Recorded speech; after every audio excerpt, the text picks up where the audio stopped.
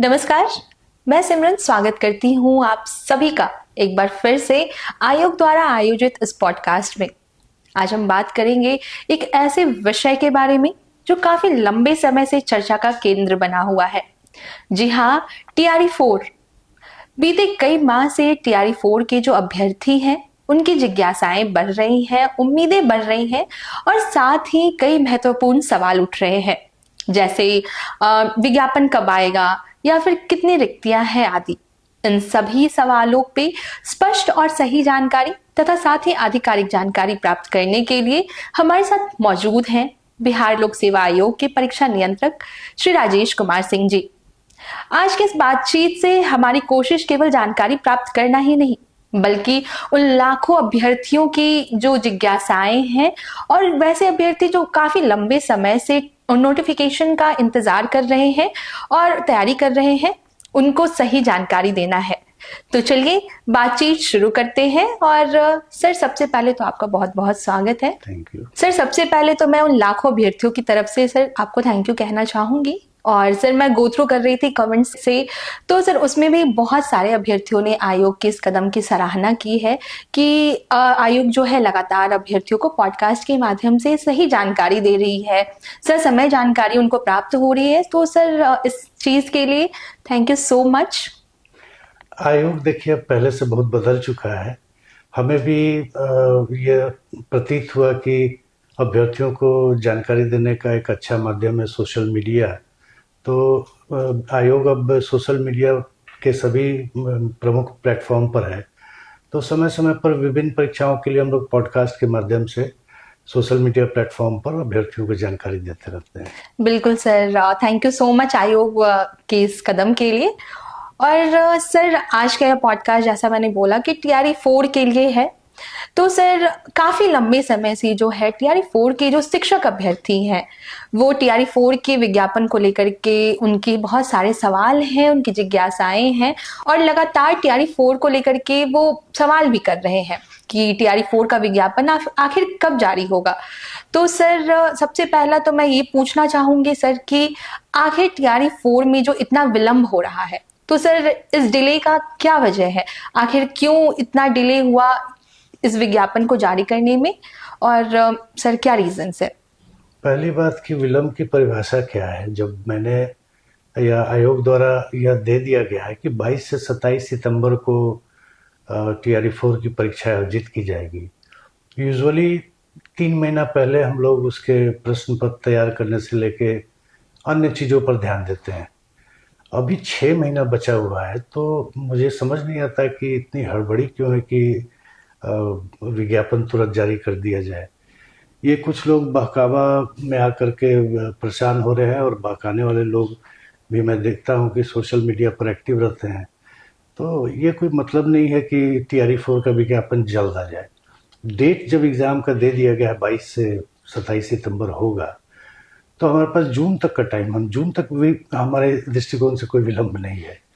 लेकिन खैर, विलंब होने का 2-3 कारण था। एक तो गेस्ट टीचर के मामले में मामला अटका हुआ था जो अभी शिक्षा विभाग से हमें प्राप्त हो गया। अल्पसंख्यक कल्याण विभाग में भी महिला आरक्षण के बारे में थोड़ी त्रुटि थी जिसको कि प्राप्त कर लिया गया बैठक करके, और भी कुछ कुछ परिवर्तन किया गया इस बार जिसके चलते भी विलंब हुआ। लेकिन विलंब, मैं फिर से दोहराना चाहूँगा, कोई विलंब नहीं है। 22 से 27 सितंबर को परीक्षा होगी, अभ्यर्थी उसकी तैयारी करें। परीक्षा आयोजन कराना हमारा काम है, फॉर्म भराना हमारा काम है। सर इसी के साथ मैं ये पूछना चाहूंगी, और मेरे साथ जो लाखों अभ्यर्थी हैं सर, उनका यह सवाल है कि आखिर टीआरई 4 की वैकेंसी अब कब आएगी सर? अब कितना विलंब है और कब तक यह जारी हो जाएगा सर? टीआरई 4 का जो नोटिफिकेशन है आयोग की तरफ से कब तक अभ्यर्थियों के लिए दे दिया जाएगा? देखिए, अब टीआरई 4 का नोटिफिकेशन 3-4 दिन में जारी कर दिया जाएगा, लेकिन फॉर्म भरने की तिथि 25-26 के आसपास रखी जाएगी। वह इसलिए कि 25 से 30 71वीं कंबाइंड की मुख्य परीक्षा है और 23 तारीख को भी एक परीक्षा है। तो उसका एडमिट कार्ड डाउनलोड होने का समय 17 से लेके 23 तक है। आयोग ये नहीं चाहता है कि उनको एडमिट कार्ड डाउनलोड करने में किसी तरह की कठिनाई हो, क्योंकि TRE 4 के नोटिफिकेशन निकलने पर बहुत लोग आपाधापी में फॉर्म भरना चाहेंगे। तो ऐसे ऐसी स्थिति में जब लाखों या बड़ी संख्या में लोग फॉर्म भरने लगते हैं तो एडमिट कार्ड डाउनलोड होने में कठिनाई होती है। तो इसीलिए फॉर्म भरने का तिथि जो है वो 25 या 26 से रखा जाएगा, जो कि नोटिफिकेशन में लिखा हुआ रहेगा। नोटिफिकेशन 3 से 4 दिन में प्रकाशित कर दिया जाएगा। तब तो ये उन लाखों शिक्षक अभ्यर्थियों के लिए खुशखबरी की है जो काफी लंबे समय से जो है TRE 4 की वैकेंसी के लिए मांग कर रहे थे और इंतजार भी कर रहे थे। तो अब आपका इंतजार यहीं समाप्त होता है। सर ने जैसा बताया कि अब बहुत जल्द आयोग के द्वारा नोटिफिकेशन जारी कर दिया जाएगा। तो सर जैसा कि अभी आपने बताया नोटिफिकेशन बहुत जल्द जारी होने वाला है, तो सर मैं ये पूछना चाहूंगी कि सर TRE 1, TRE 2 और TRE 3 इन सभी का परीक्षा करवाया गया था आयोग द्वारा। तो सर क्या जो फॉर्म भरने की प्रक्रिया है बिल्कुल इन तीनों TRE की तरह सिमिलर है या इस TRE 4 के लिए कोई संशोधन किया गया है, कुछ चेंजेस किए गए हैं सर? दो प्रमुख चेंज किए गए हैं जिसको अभ्यर्थियों को ध्यान में रखना चाहिए फॉर्म भरते समय। इस बार फॉर्म भरने के समय ही 38 जिला का चॉइस उनको देना होगा।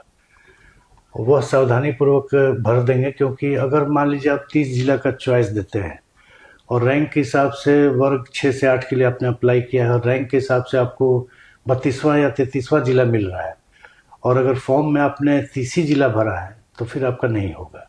ये ध्यान रखिएगा। ये बिल्कुल कंबाइन की तरह है कि अगर आपने केवल डिप्टी कलेक्टर DSP का चॉइस दिया है और रैंक के हिसाब से आपको रजिस्ट्री या फिर अन्य कोई सेवा मिल रही है लेकिन आपने चॉइस ही नहीं दिया तो आपका कंबाइन में नहीं होगा। उसी तरह यह ध्यान रखना है, ये एक इम्पॉर्टेंट बात है कि 38 जिला का चॉइस जो अभ्यर्थी चाहते हैं वो भर दें, या कम से कम 2-3 जिला नहीं चाहते हैं उसको छोड़कर अधिकांश जिला का चॉइस भर दें। ये एक परिवर्तन किया गया है। दूसरा एक समस्या आती है फॉर्म भरने के बाद कि पेमेंट का, खासकर जो अंतिम 1 या 2 दिन में फॉर्म भरते हैं, ऐसी शिकायतें प्राप्त होती है कि उन्होंने सबमिट किया, पेमेंट किया तो वो दिख रहा है कि हाँ पेमेंट हो गया, जबकि यहाँ हमारे एंड पर वो पेमेंट नहीं दिखता है।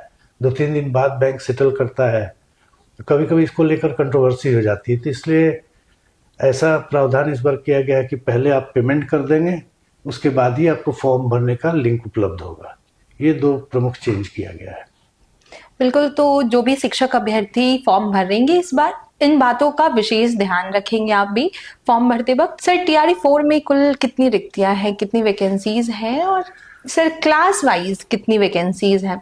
देखिए TRE 4 में कुल रिक्ति 46,882 है। इसमें 4 विभागों की रिक्तियां हैं। पिछड़ा एवं अति पिछड़ा वर्ग कल्याण विभाग में प्रारंभिक शिक्षक में 63 रिक्ति है, प्रधानाध्यापक में 9 रिक्ति है, माध्यमिक शिक्षक TGT जो होते हैं वो 98 रिक्ति है, उच्च माध्यमिक शिक्षक PGT जो होते हैं उसमें 189 रिक्ति है।